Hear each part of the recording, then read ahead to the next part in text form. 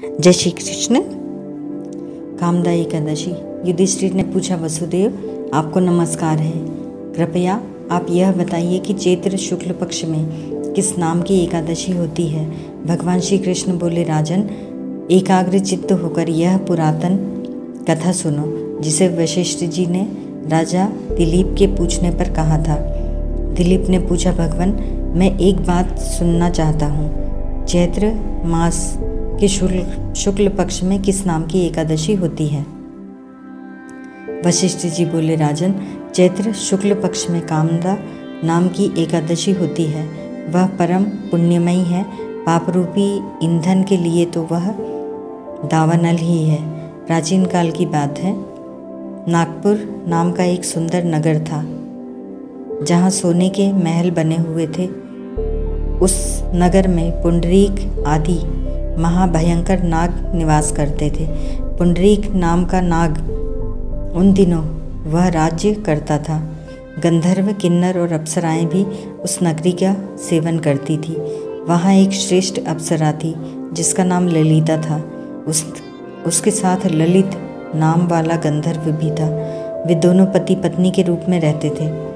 दोनों ही परस्पर काम से पीड़ित रहा करते थे। ललिता के हृदय में सदा पति की ही मूर्ति बसी रहती थी और ललित के हृदय में सुंदरी ललिता का ही नित्य निवास था। एक दिन की बात है, नागराज पुंडरीक राजसभा में बैठकर मनोरंजन कर रहा था। उस समय ललित का गान हो रहा था, किंतु उसके साथ उसकी प्यारी ललिता नहीं थी। गाते गाते उसे ललिता का स्मरण हो आया, अतः उसके पैरों की गति रुक गई और जीभ लड़खड़ाने लगी। नागों में श्रेष्ठ करकोटक को ललित के मन का संताप ज्ञात हो गया, अतः उसने राजा पुंडरीक को उसके पैरों की गति रुकने और गान में त्रुटि होने की बात बता दी। करकोटक की बात सुनकर नागराज पुंडरीक की आंखें क्रोध से लाल हो गई। उसने गाते हुए कामातुर ललित को शाप दिया, दुर्बुद्धे, तू मेरे सामने गान करते समय भी पत्नी के वशीभूत हो गया, इसीलिए राक्षस हो जा। महाराज पुंडरीक के इतना कहते ही वह गंधर्व राक्षस हो गया। भयंकर मुख, विकराल आंखें और देखने मात्र से भय उपजाने वाला रूप, ऐसा राक्षस होकर वह कर्म का फल भोगने लगा। ललिता अपने पति की विकराल आकृति देख मन ही मन बहुत चिंतित हुई।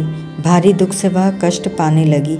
सोचने लगी, क्या करूं, कहाँ जाऊं, मेरे पति पाप से कष्ट पा रहे हैं। वह रोती हुई घने जंगल में पति के पीछे पीछे घूमने लगी। वन में उसे एक सुंदर आश्रम दिखाई दिया, जहाँ एक मुनि शांत बैठे हुए थे। किसी भी प्राणी के साथ उनका वैर विरोध नहीं था। ललिता शीघ्रता के साथ वहाँ गई और मुनि को प्रणाम करके उनके सामने खड़ी हुई। मुनि बड़े दयालु थे। उस दुखिनी को देखकर वे इस प्रकार बोले, शुभे, तुम कौन हो, कहाँ से यहाँ आई हो, मेरे सामने सच सच बताओ। ललिता ने कहा, महामुने, वीरधनवा नाम वाले एक गंधर्व हैं। मैं उन्हीं महात्मा की पुत्री हूँ। मेरा नाम ललिता है। मेरे स्वामी अपने पाप दोष के कारण राक्षस हो गए हैं। उनकी यह अवस्था देखकर मुझे चैन नहीं है। ब्राह्मण, इस समय मेरा जो कर्तव्य हो वह बताइए। विप्रवर, जिस पुण्य के द्वारा मेरे पति राक्षस भाव से छुटकारा पा जाएं, उसका उपदेश कीजिए। ऋषि बोले, भद्रे, इस समय चैत्र मास के शुक्ल पक्ष की कामदा एकादशी तिथि है, जो सब पापों को हरने वाली और उत्तम है।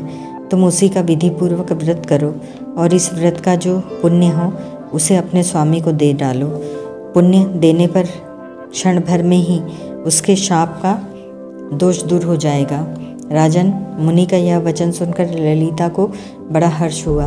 उसने एकादशी को उपवास करके द्वादशी के दिन उन ब्रह्मर्षि के समीप ही भगवान वसुदेव के श्री विग्रह के समक्ष अपने पति के उद्धार के लिए यह वचन कहा, मैंने जो यह कामदा एकादशी का उपवास व्रत किया है, उसके पुण्य के प्रभाव से मेरे पति का राक्षस भाव दूर हो जाए।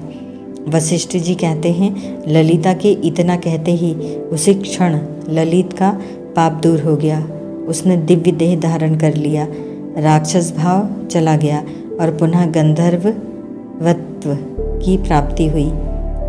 नृत्य श्रेष्ठ नृपश्रेष्ठ, वे दोनों पति पत्नी कामदा के प्रभाव से पहले की अपेक्षा भी अधिक सुंदर रूप धारण करके विमान पर आरूढ़ होकर अत्यंत शोभा पाने लगे। यह जानकर इस एकादशी के व्रत का यत्नपूर्वक पालन करना चाहिए। मैंने लोगों के हित के लिए तुम्हारे सामने इस व्रत का वर्णन किया है। कामदा एकादशी ब्रह्महत्या आदि पापों तथा पिशाचत्व आदि दोषों का नाश करने वाली है। राजन, इसके पढ़ने और सुनने से वाजपेयी यज्ञ का फल मिलता है। ओम तत्सत।